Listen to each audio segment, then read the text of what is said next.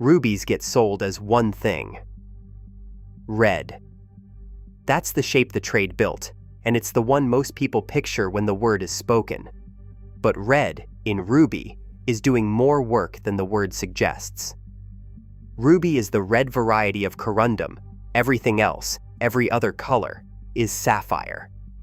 The Swiss laboratories that grade colored stones have spent the last 30 years arguing over a single descriptor: pigeon's blood, and what separates a stone that qualifies for it from one that doesn't.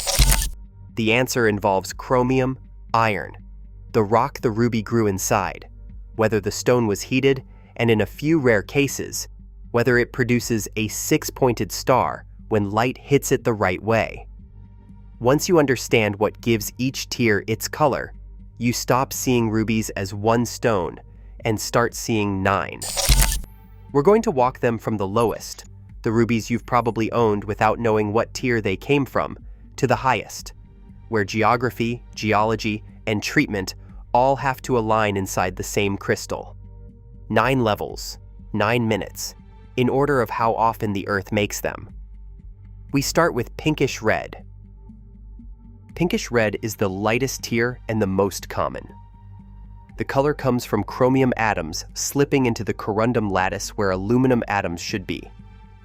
A trace of chromium tints the stone pink. A larger amount tints it red. Ruby sits at 9 on the Mohs hardness scale, second only to diamond, which is part of why gem-quality corundum survives the geological violence that forms it. The line between pink sapphire and ruby has been argued for over a century, and most stones sold in chain store jewelry sit on the pink side of that line, even when the label says ruby. Lab grading bodies require a stone to be at least 51% red to qualify, and the pinkish red tier sits just past that threshold. A clean 1-carat stone in this color trades for between $400 and $1,000. Brownish red is next. The brown comes from iron.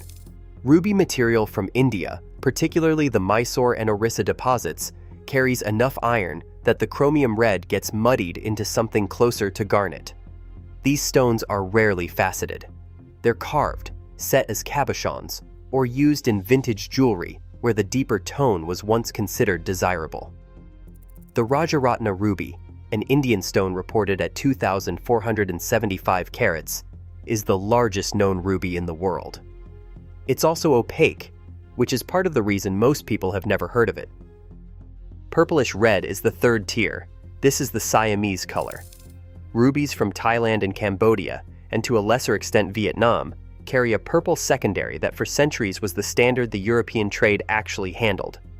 Bangkok was the cutting center, and the phrase Siamese ruby still appears in 19th century jewelry catalogs.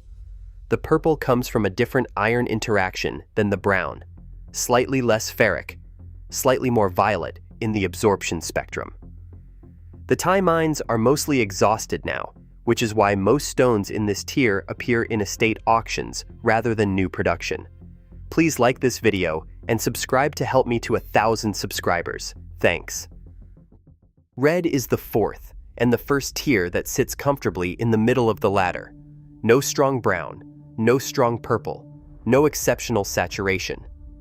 This is what most viewers picture when they hear the word ruby: saturated but not glowing, clear but not vivid. The chemistry here is balanced. Enough chromium to drive the color, enough iron to mute the fluorescence.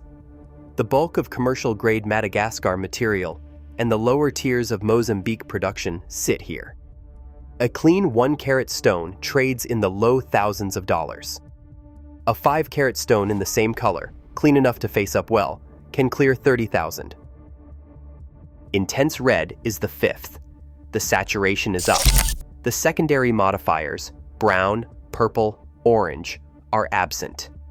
Stones in this tier, usually from Mozambique or Madagascar, sometimes from Burma, start to show what the trade calls life in the color. Under daylight, they appear to glow slightly. Their ultraviolet fluorescence is weaker than top Burmese material, but it's present. The chromium to iron ratio crosses 1 here, a chemical threshold the gemological labs use as a rough marker for what separates a fine ruby from a merely good one. Elizabeth Taylor's Van Cleef & Arpels ring, an 8.24 carat Burmese ruby that Richard Burton gave her as a Christmas gift in 1968, sat in this tier. When her estate sold it at Christie's in 2011, it brought $4.2 million, or $512,000 per carat. That was the per carat record for any ruby at the time. Vivid Red is the sixth, and it's the first tier that qualifies for the trade designation Pigeon's Blood.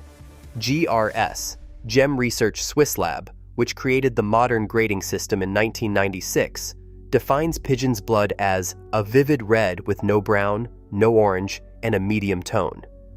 Gübelin Gem Lab and SSEF, the Swiss Foundation for Gemstone Research, have since adopted comparable standards, and today, all three labs form the certification triangle the high-end trade relies on. GIA, the Gemological Institute of America, issues its own color grading, but does not use the Pigeon's Blood designation, a distinction that still matters at the top end of the market. Mozambique stones can reach this grade. About 20% of Mozambique's high-end production does. The deposit at Montepuez was discovered in April of 2009 by a local man named Suleiman Hassan, reportedly while chopping wood. The site became Montepuez Ruby Mining, now operated by Gemfields, the London-listed mining company that controls the majority of the concession. Within a decade, the mine had become the largest ruby source on Earth. The Estrela de Fura, 55.22 carats from Mozambique, mined by Dubai-based Fura Gems, sold at Sotheby's, New York in June of 2023 for $34.8 million. It's the highest total price ever paid for a ruby at auction. Burmese Pigeon's Blood is the seventh. The color grade is the same as the sixth, but the origin is different, and the difference is visible. Rubies from the Mogok and Mongshu valleys in Burma, modern-day Myanmar, grew inside rock with unusually low iron content. The chromium fluoresces under sunlight in a way Mozambique material doesn't quite match. That's the glow the trade has paid premiums for since the term Pigeon's Blood was first written down in 1829. The previous per carat record holder, the 8.62 carat Graf ruby, sold at Sotheby's Geneva in November of 2014 for $8.6 million, or $994,000 per carat. 6 months later, the Sunrise ruby, 25.59 carats, Burmese, mounted by Cartier, broke that record at the same auction house. It sold for $30.4 million, or $1.19 million per carat. That's the per carat record for any ruby ever sold at public auction. The eighth is Star Rubies in Pigeon's Blood color.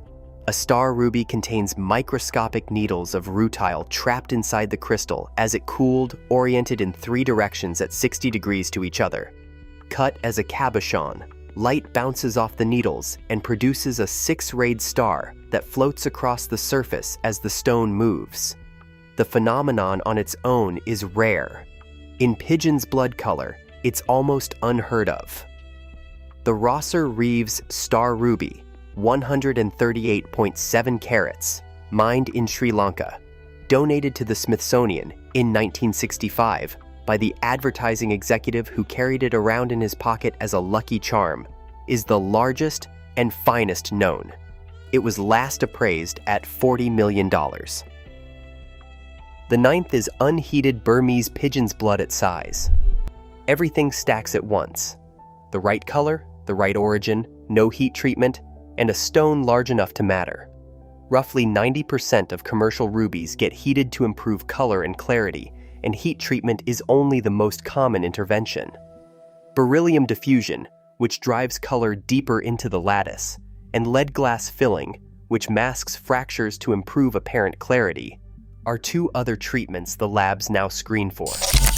All 3 leave chemical signatures that modern labs detect. A ruby that reaches Pigeon's Blood color without any of that intervention, from a Burmese mine, at a size that meaningfully passes 5 carats. There are perhaps a few dozen such stones documented in the modern trade. The Carmen Lucia ruby, 23.10 carats, mined from Mogok in the 1930s, donated to the Smithsonian in 2004 by Dr. Peter Buck in memory of his wife, is the publicly displayed example. The rest sit in private vaults, and most of them have never been photographed. That's the 9. Pinkish red at the bottom, where the chromium is thin and the stones are easy to find. Unheated Burmese pigeon's blood at the top, where geography, geology, and the willingness of a cutter to refuse heat treatment all have to line up at once. Every tier in between is the result of something specific. A trace of iron in the host rock, a bend in the crystal lattice, a particular alignment of microscopic needles, or, in the case of Mozambique, an accident of timing. A single stone found by a man chopping wood in April of 2009 that displaced 1,000 years of Burmese dominance in less than a decade. The plain red ruby, the one the trade built the 20th century jewelry industry on, is what a ruby looks like when none of those things have to align at once. Please drop a like and subscribe if this video taught you anything. I'd be very grateful, and I'll see you in the next one.